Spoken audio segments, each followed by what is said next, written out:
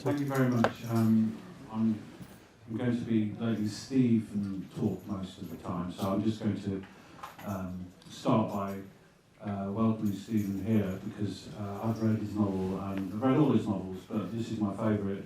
I know I say that every time, but no, and it's a departure from the previous. I think you wrote 5 novels before. Yeah. You know. But it's obviously pertinent to the fact that this is the Hackney History Festival, and the novel is set in Hackney, and it's in 1907, and it's this extraordinary political moment in history when you've got Lenin, Stalin, Trotsky, Rosa Luxemburg, Litvinov, and a whole host of revolutionaries meeting in London in 1907, and it's, you know, brilliantly researched, but it's also a very funny book. It's irreverent. It's full of insight, and it pleases. I mean, I'm someone who started off as a historian, became a writer, but it pleases the historian in me because it is this beautiful evocation of Edwardian England. Apart from the fact that they had all these revolutionaries meeting, you know, in the Edwardian in 1907, it's just a wonderful description of almost Hogarthian kind of conditions. So I just want to ask the first question really, which is why write a novel about 1907, Lenin, Trotsky, Stalin, Rosa Luxemburg all meeting in Hackney? Hello, it's brilliant to be here, and what a fantastic thing. I know it's the first Hackney History Festival, and it seems to have been a huge success, doesn't it? It's like, you know, full room. Believe me, I've been in some rooms that haven't been full as well. So this is great for me, and it's a great question. Really, why write about Stalin? Sorry, I'm getting signal. Can everybody hear me? Can everybody see us? If I sit up straight, can you see us? We could do this standing up, but it would be a bit weird then, I think. So if you'll lean forward. Would anyone like me to stand up? Right, cool. I can't tell whether you said yes or no. Anyway, so I shouldn't ask questions when I'm deaf.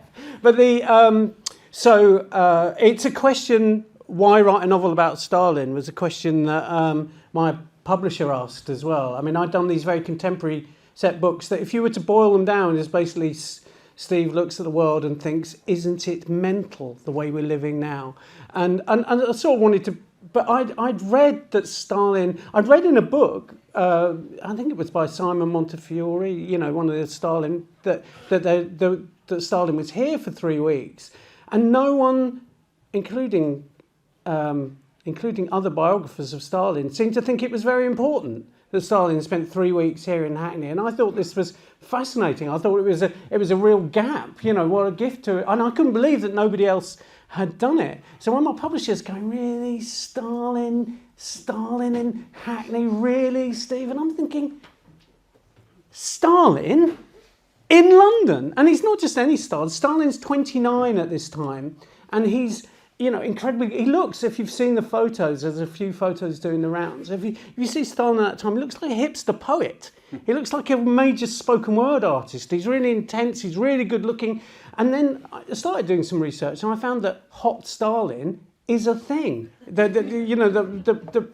has a sort of fan club. But he was 29, he was a published poet, he was the guy that did the expropriations, the armed robberies that funded the Bolshevik parties. So he's an absolutely fascinating character, a fascinating moment in his life. When he comes here, he's just got married. He's been married less than a year. He has a 3-month-old son. He's still organising the robberies. He's not yet in the upper echelons of the Russian Communist Party, which was the Socialist Democratic and Labour Party. And in fact, most of his colleagues, they knew that he was a hard worker. They knew that he was quite ruthless, but they didn't think he was going to amount to all that much. He was a bit of a grey man. In fact, one of my working titles for this book was "A Grey Man in London," not as good as the title we ended up on. But, it was that idea that I wanted to bring him sort of vividly to life. I also wanted to bring the London of that time to life. And I was a bit sick of, I'd actually run out of, Steve looks at the modern world and thinks it's a bit mental. I'd actually said all that I possibly could say. But actually it turned out as I started writing that the writing about Stalin in Hackney in 1907 was actually a way in to continue to say stuff about the modern world, because there were quite a lot of resonances or things that connect where we are now to what was happening then. Really long answer, I'm sorry about that. No.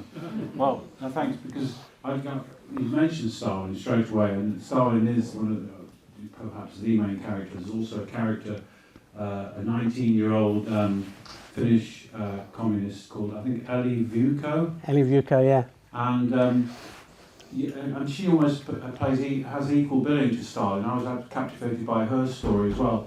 But you just sort of alluded to the fact it feels very contemporary in a way. I mean, it is 17 years ago, May 1907.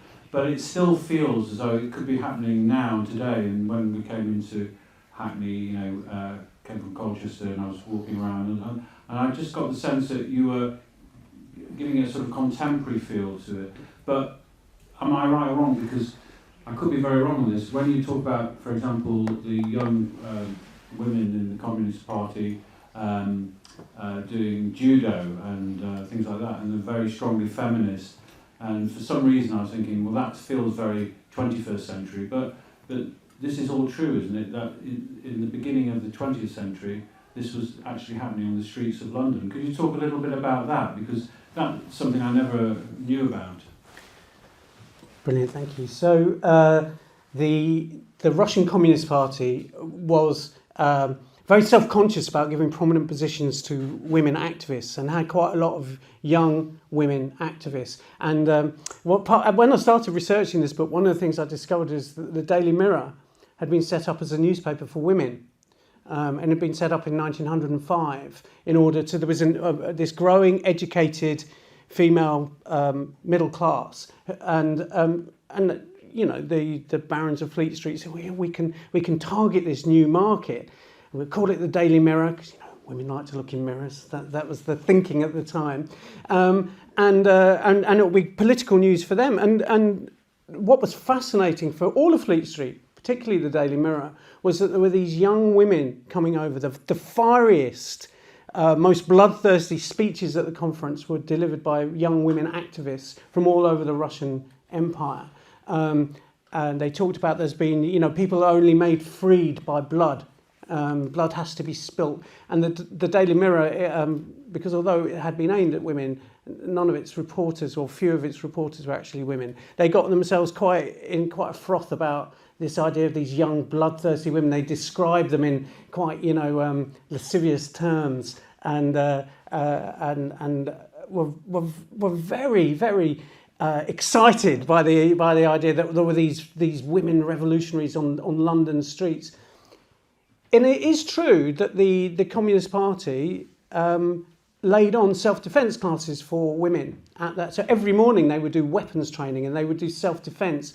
And this all took place in the Brotherhood Church in Stepney, by the way. It was because the Reverend Wallace had invited them, had invited the Russians over when they were unable to find a venue for their Congress. They'd been booted out of Russia, they'd been booted out of Scandinavia, and actually Britain at that time was very welcoming to all sorts of people. You didn't need a passport to come to Britain.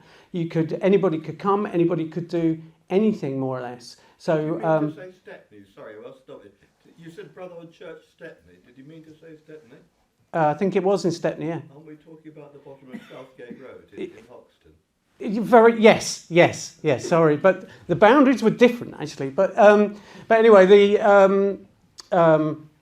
at the top of that, they would do strike one to you. It means I have to. She's telling me off. It means I'll have to get you back. I can't let it go. I'll bide my time, but I will see you afterwards. and find out where you live. And yeah, but, yeah, whether it's Stepney or Hackney, I will find you. But the young women were given self-defense training by a woman called Edith Gerrard. And the great thing about Edith Gerrard was, and I think she crops up in a few other histories, is that she gave self-defense classes to the suffragettes. And I was really tickled by the idea, of people doing, because it's this thing, isn't it? We think of these things as new, but in fact, the idea that activists did self-defense training is quite an old one. The idea that people were doing judo in the East End, the fact that the East End was full of curry houses and full of these are things that we think have happened recently, but were happening over 110 years ago. And I was just tickled by the idea that that the big burly policemen quite often, and during the suffragette era, would end up flat on their backs looking at the sky because they'd had a judo throw done on them. And once I got into the writing of it, and you discover more things like that, and then it becomes absolutely fascinating. It takes on its own sort of propulsion. So basically, the short answer to that is, why wouldn't you write about Stalin in London? Yeah, as I say, you write beautifully about it, and it's very well researched, and it's, if anyone who wants to find out about the history of that era, it is brought to life beautifully. But it's also a novel, and so this question that needs to be asked, and we should always ask it, is the blending of fact and fiction, because obviously Stalin was here for 3 weeks, and you obviously reimagine certain aspects of Stalin's existence and an unlikely romance that blossoms. But there are certain aspects of Stalin's character which, you said he was a hipster poet, or he looked like a hipster poet, and this will come as a shock to people obviously who know him for the monstrous murders and the killings and the great terror of the 1930s in Russia. But as a young man, what you're basically sort of saying is he was a sensitive side, he was a hipster, he wrote poetry, he got involved in sort of almost like Hugh Grant or Richard Curtis type romance with Ellie Vuoko. And it's all very charming, but there are also elements of Stalin's life which are perhaps a bit more controversial. For example, I think you say in the novel he's haunted by killing his father. There's this idea that you'd allowed me to say this, but he's working actually secretly for the Tsarist secret police. Now, these are more controversial elements. Now, it might not matter, but this blending of fact and fiction to create an amazing portrayal, which captivated me and captivated. It's been brilliantly reviewed, this novel. I'm not going to read all the reviews, but I do urge people to read it. I'm still interested in this question, which is very contemporary, about when you write about real people, whether it be people who are stalking you and you write a television programme about it, Baby Reindeer, or you go back 117 years and you write about important political figures. To what extent is it excusable? Justifiable to create certain mythologies about them, as well as the hard facts that Stalin was here and he had written poetry and he had robbed trains, but there are these other elements to his character. So how do you approach this? Because this is the first time you've gone into the historical novel sort of area, haven't you? Your first 5 novels weren't about that. Were you troubled at all about that, or how did you approach it?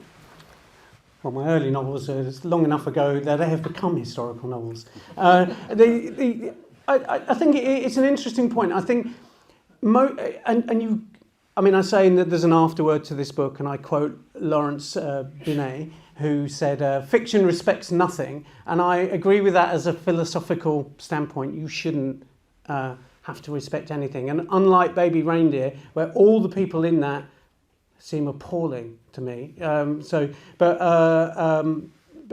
unlike that, all the characters in my book are safely dead. So I'm not, libeling anyone. I'm not causing anybody pain in their current life. You want to be truthful to the spirit of, and Stalin was at that interesting moment. Most of what I say about Stalin was true, or is at least plausible, could be true.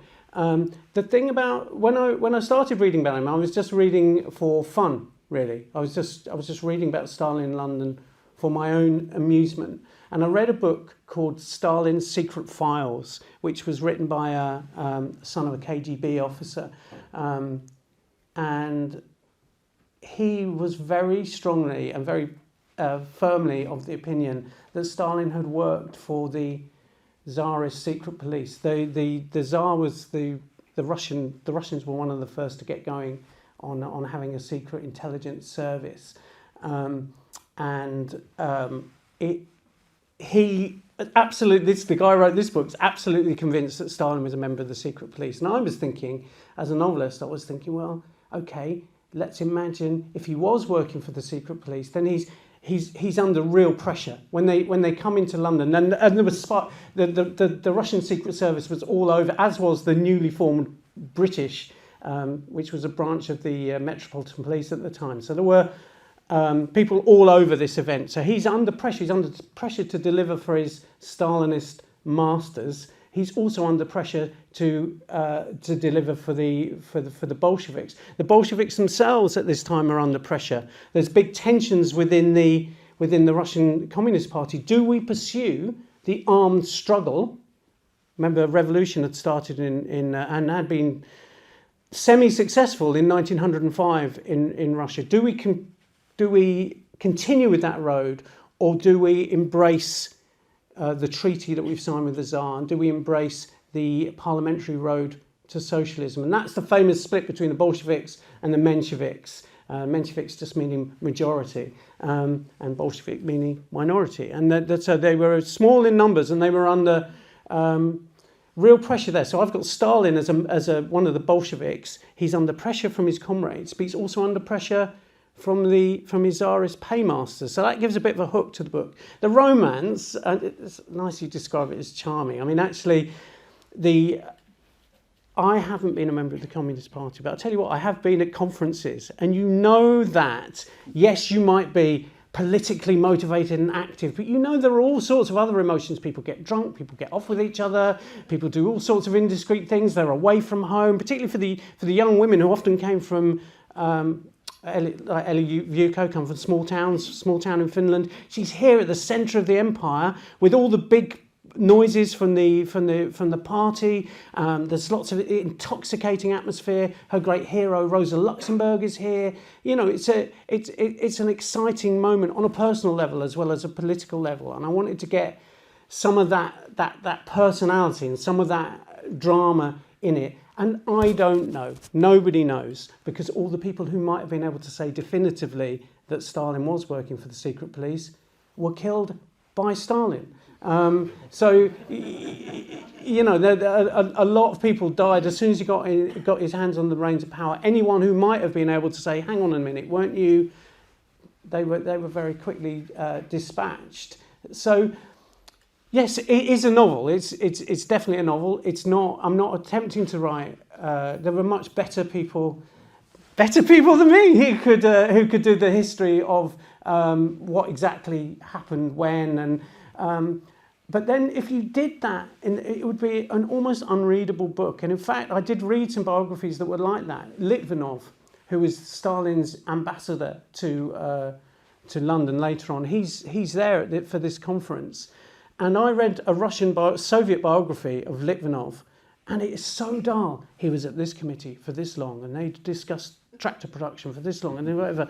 It gives you those Soviet biographies give you almost no sense of what people are like as people.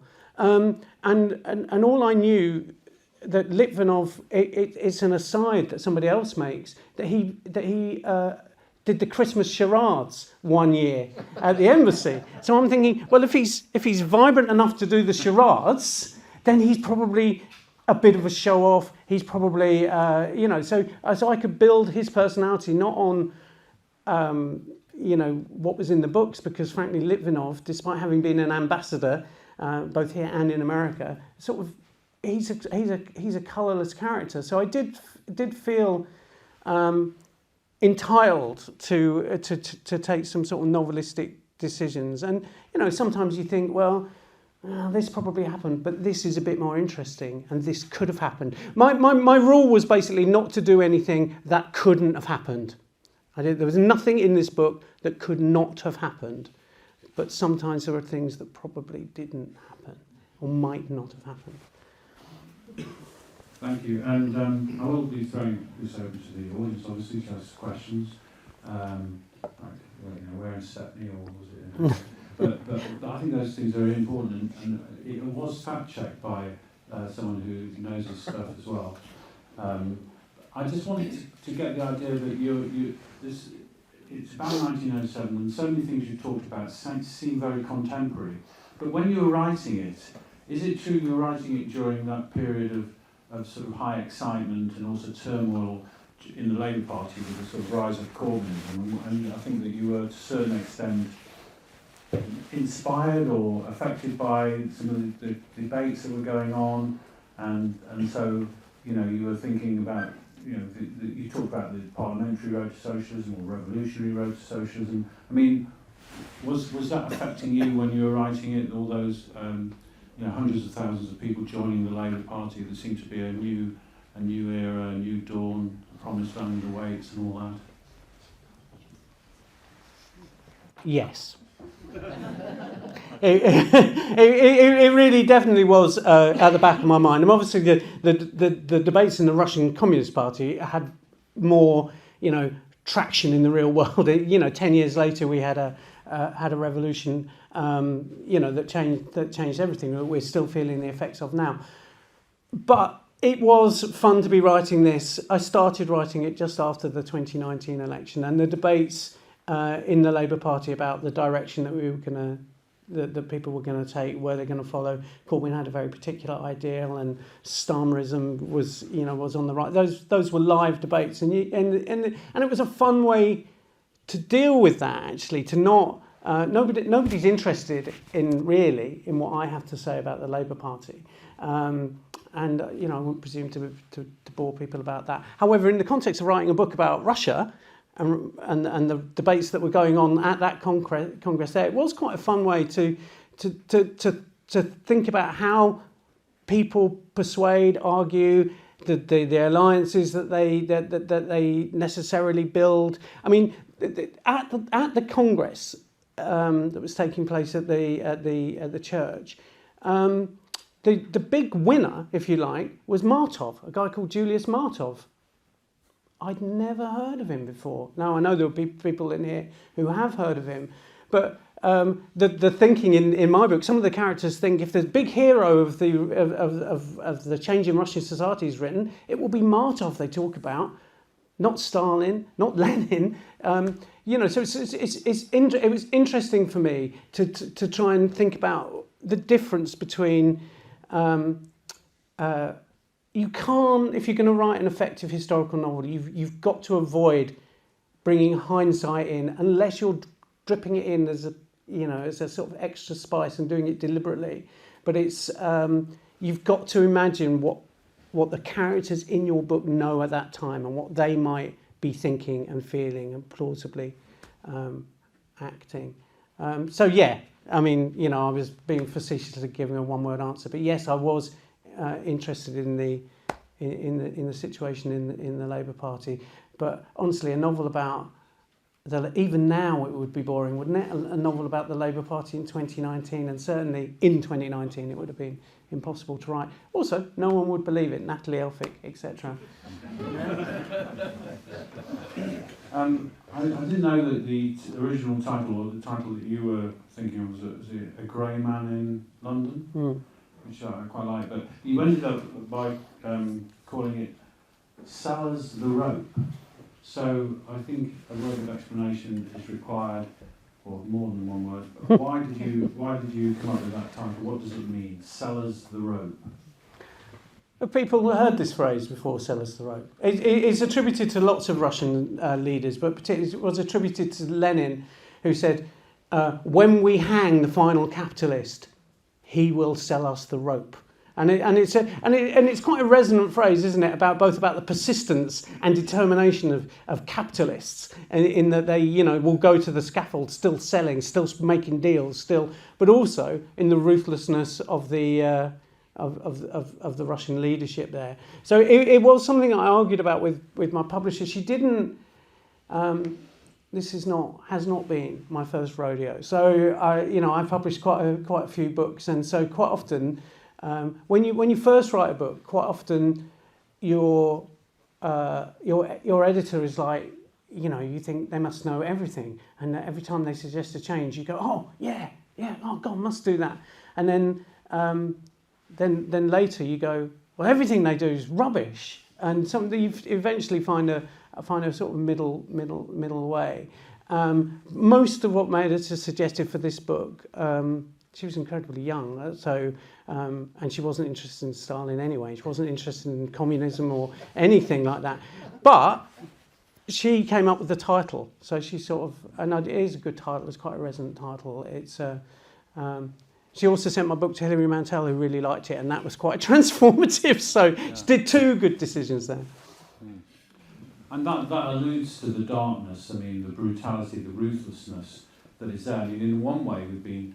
You're looking at the picture of Stalin and keeping back to your phrase, like I think you said a hipster poet.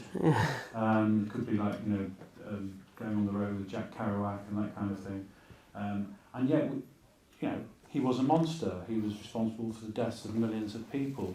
And again, I'm just going to get a bit controversial here, but he's often compared to Hitler, and Hitler's exactly the same. I mean, would you ever write a novel about young Hitler having a romance with a 19-year-old woman and writing poetry and being nice to dogs and children and that sort of thing? I mean, just to say, stop. Yes, okay. You're desperate to get your own thing. So Beryl Bainbridge wrote a book about young Hitler, and it was a kind of inspirational book for me. I mean, and Hitler's uncle ended up in Liverpool before the war. This is all true, and so Beryl Bainbridge imagined a young Hitler arriving, staying with them. It might have been his brother. Anyway, he stays in Liverpool in her book, and it was. I mean, it's not her best book. In fact, in many ways, it might be. I'm a big Beryl Bainbridge fan. I once gave Beryl Bainbridge a piggyback. This is a true story that you can ask me about later on. But anyway, I am a big fan, but it's not her best book.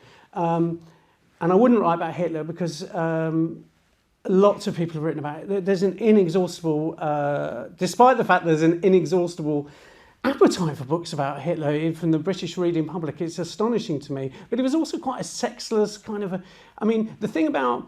people knew that Stalin could be charismatic. Nobody thought that about Hitler. Nobody who knew Hitler as a kid or when he was in the army, nobody thought he was charismatic. He really does seem to have risen without trace. Everybody thought they could push him around. Everybody thought that they could get one over on Hitler because he was manifestly unsuited for any kind of top job. So I wouldn't write about Hitler. I did toy briefly, I'm going to see if people think this is a good idea, with writing a novel narrated by Hitler's dog. Blondie. It's not landing well, is it? Okay, maybe I won't do that then. But Hitler's dog Blondie was a present from Martin Bormann, and so you can so the serious point is you can approach historical fiction in a number of different ways, and nothing is off the table. Stalin, as I said before, was an interesting moment in his life. He was planning until I think the Brinksmat robbery was the biggest robbery there had ever been. He pulled off in Tbilisi, which is called Tiflis then. It was still they got away with millions, gold bullion and everything. And he was planning that while he was in London. It happened 3 weeks after he got back home. So he is at this moment. He is a sort of a young man on the make. But monsters don't come from nowhere, except possibly Hitler. But they don't So he was had a very brutal upbringing. And he was, unlike most of the other socialists, he was genuinely proletarian. He was the son of a shoemaker. His father, who was an alcoholic, treated him appallingly. His father was convinced that actually Stalin was the son of a priest. And he was given an education that he was the only one of his brothers and sisters who survived childhood. And imagine how galling that was for his uneducated, alcoholic father, violent father, to think that the only one of his kids who survived isn't his kid anyway, but is the kid of the priest. So he was, and his dad took him out of school, tried to apprentice him to be a shoemaker himself. And he was rescued by the priesthood, who sent by his mother to bring him back home. So, and he was short, even by the standards of the time, even by the standards of Georgia, he was short. He had a limp. He'd been run over by a van, a cart. He had one arm was shorter than another because his dad fractured his arm by striking him, and it healed badly. So one arm shorter than another. He had this pronounced limp. He's very short. His skin is pockmarked, and yet he had real presence. And what people said about Stalin is he ruled the streets of his small town, and he ruled the school.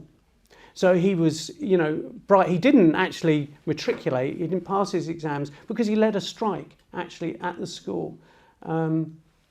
So he had power and he had personality. And he had some very good reasons. He just got married. Now his wife got married the previous year, had this baby. And by all accounts, it was a love match. His wife was very religious. And he'd courted her in the traditional Georgian way. They'd got married. They had the baby Yakov. Then she died.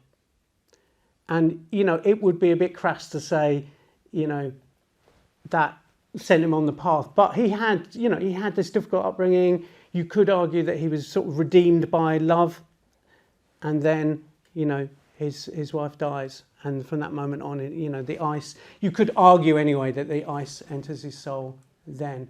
But I always thought with any kind of murderer, robber, whatever, people do the least that they think they can get away with, even if that means that they end up murdering, dozens of people. They're always telling themselves that I have to do this. And I think for Stalin, it was like, in order to hold on to power, in order for the Communist Party to hold on to power, I have to kill all these people, and otherwise the revolution will perish. People can justify it to themselves.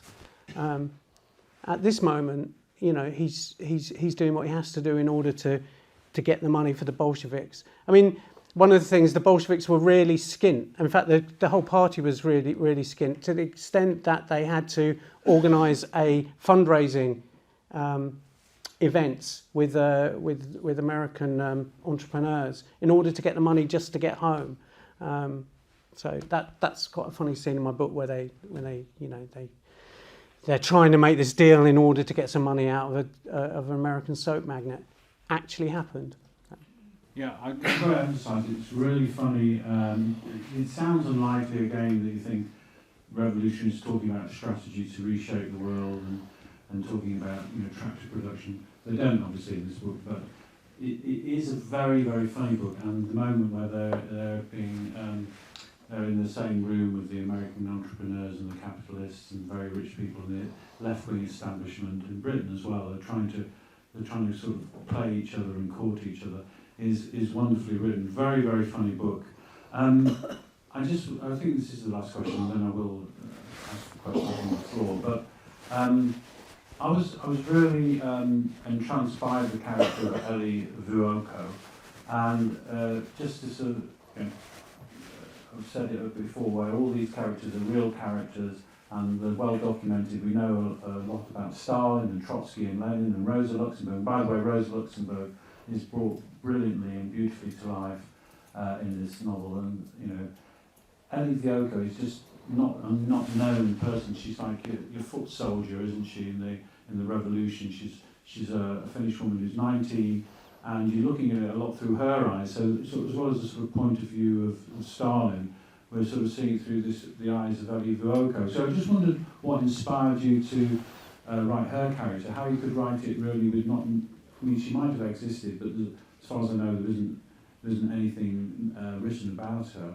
You must have imagined and invented a lot of her life and her backstory.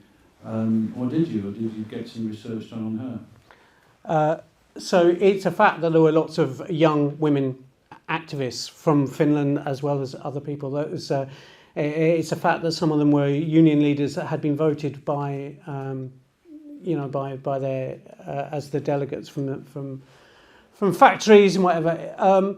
But I came across, as I was doing wider reading, I came across the story of the Finnish Civil War.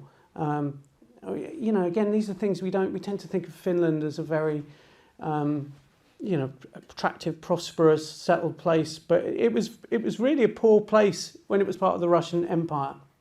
And in the Finnish Civil War, which the communists lost, the Red Army in Finland had lots of women regiments, and there was an Eli Vyöko who fought as one of the women regiments, normally proletarian factory workers, and they were massacred, and then Eli Vyöko was one of the people massacred at this, she was 31, at the conclusion of the Finnish Civil War.